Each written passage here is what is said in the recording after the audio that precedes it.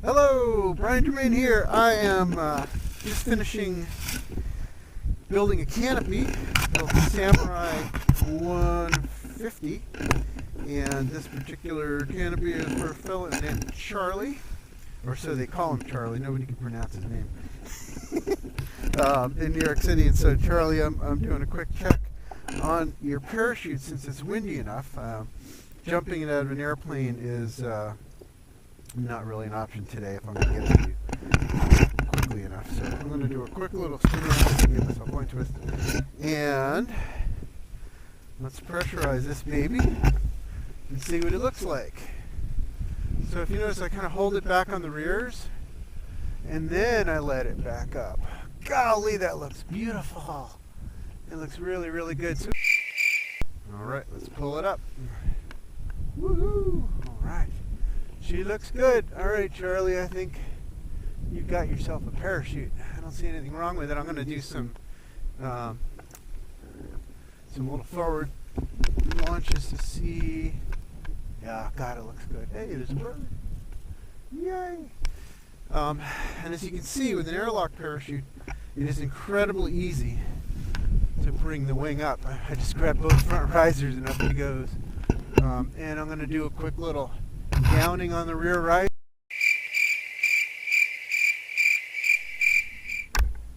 Alright, we're going to try this again. So I've got a brand new canopy here. This is a Samurai 150. Got about 10 to 15 mile an hour winds. And I'm just going to sort of enjoy how this thing is working. It's never flown before.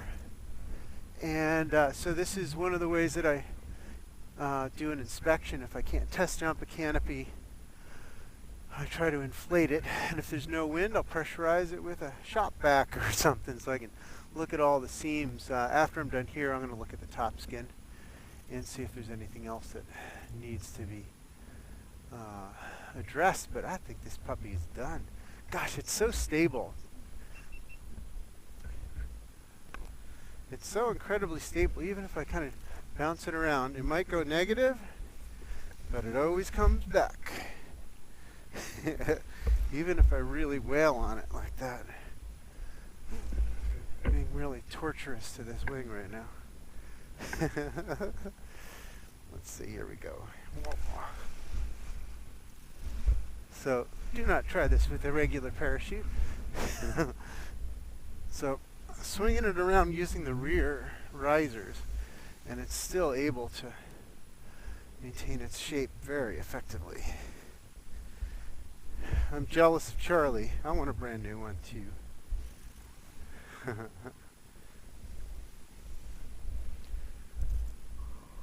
Nice. Looking good. So I'm still taking orders for the winter.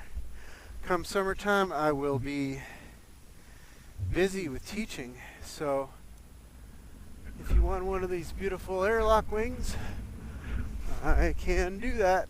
Oh, we got a nice little breeze now. All right, so maybe we can get off the ground.